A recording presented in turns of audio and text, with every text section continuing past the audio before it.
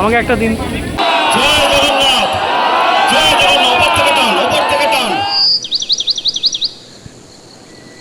নমস্কার বন্ধুরা, পথ চলার আনন্দের আর একটা নতুন ভিডিওতে আপনাদের সকলকে স্বাগত জানাই।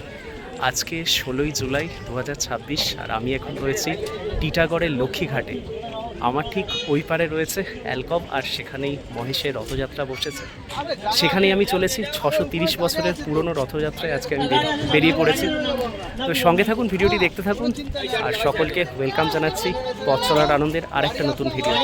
চলুন আজকে মহেশের রথযাত্রা উপভোগ করি আমরা সকলে মিলে।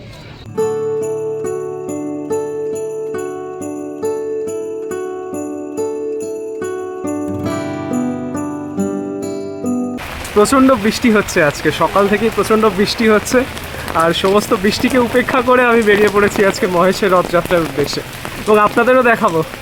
সব কিছুই থাকছে আজকের ভিডিওতে, সঙ্গে থাকুন, ভিডিওটি দেখতে থাকুন। আর ভালো লাগলে একটা লাইক, কমেন্ট, শেয়ার তো চাই। আর আমার চ্যানেলে যারা নতুন দর্শক আছেন তাদেরকে বলবো চ্যানেলটিকে সাবস্ক্রাইব করে রাখতে পারেন, আপনাদের পথ চলতে সুবিধে হবে, কথা দিচ্ছি। তো চলুন, দেখা হচ্ছে রথযাত্রায়।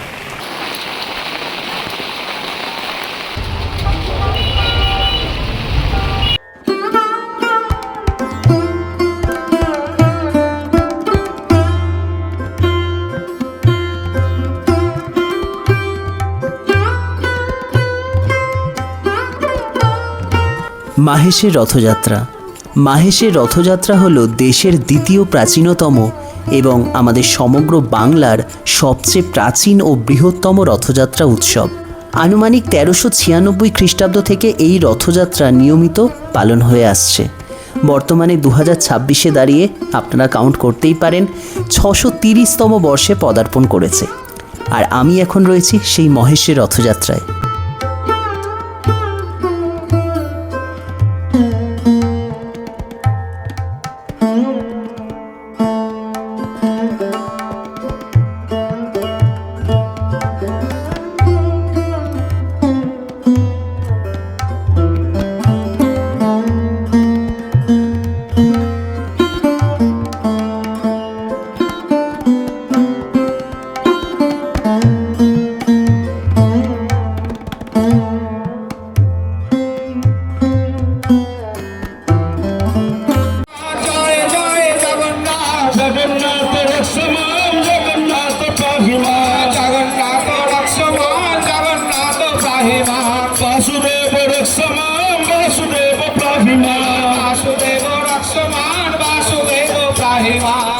চতুর্দশ শতকে ধ্রুবানন্দ ব্রহ্মচারী নামে এক বাঙালি সাধু পুরীতে তীর্থ করতে গিয়েছিলেন। তার ইচ্ছা ছিল যে জগন্নাথদেবকে তিনি নিজের হাতে রেঁধে ভোগ খাওয়াবেন, কিন্তু পুরীর মন্দিরের পাণ্ডাদের বাধায় তা তিনি করে উঠতে পারেননি। তখন তিনি দুঃখ পেয়ে অনশনে বসেছিলেন সেখানে। 3 দিন পর জগন্নাথদেব তাকে দেখা দিয়েছিলেন স্বপ্নে, আর সেখানে জগন্নাথদেব বলেছিলেন, ভাগীরথী নদীর তীরে মাহেশ নামে পশ্চিমবঙ্গে একটি জায়গা আছে, একটি গ্রাম আছে, সেখানেই তার পুজো করতে, এবং তিনি সেখানে নাকি নিমকাঠ পাঠিয়ে দেবেন, সেটাও স্বপ্নাদেশে বলেছিলেন। জগন্নাথ দেবের স্বপ্নাদেশ মতো ধ্রুবানন্দ মাহেশে ফিরে আসেন এবং সেখানে জগন্নাথ দেবের মূর্তি তৈরি করেন সেই নিমকাঠ দিয়ে, যা ভেসে এসেছিল ভাগীরথী নদীতে। এবং তারপর থেকেই এই মাহেশে রথযাত্রা উৎসব এবং জগন্নাথ দেবের আরাধনা খুব ধুমধাম করে প্রতি বছর করা হয়ে থাকে।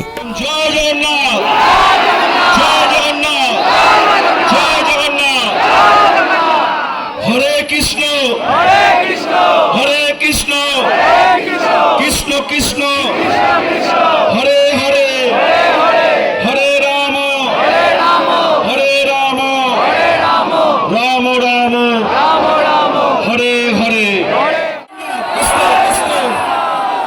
আস্তে জগন্নাথ দেবকে ওঠানো হচ্ছে।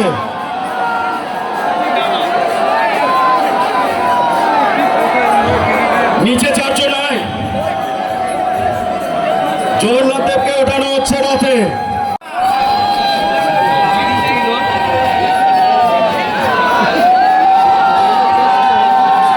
প্রথম তলায় ওঠো।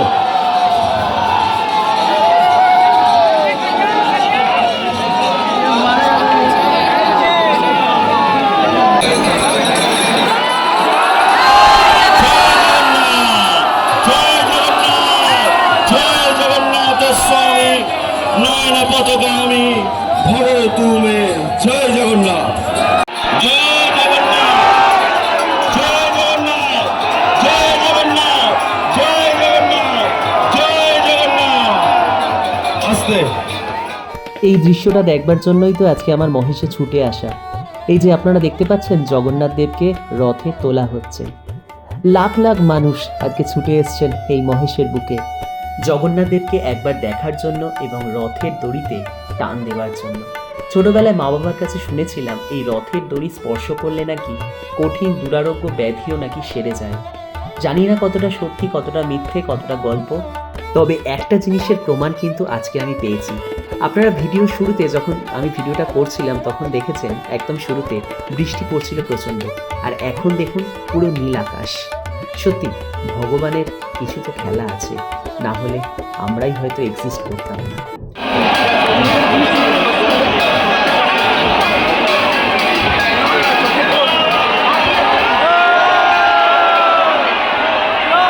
তো ফাইনালি রথের দড়িতে টান পড়লো। আপনারা দেখতে পাচ্ছেন রথ আস্তে আস্তে এগিয়ে আসছে এবং দুর্দান্ত একটা অভিজ্ঞতা হচ্ছে এত মানুষের মধ্যে।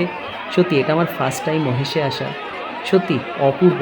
সামান্য টানা হলো, আবার রথটাকে সোজা করা হবে, তারপরে আবার কিছুটা টানা হবে। অসম্ভব সুন্দর অভিজ্ঞতা হলো আজকে আমার এই মহেশের বুকে।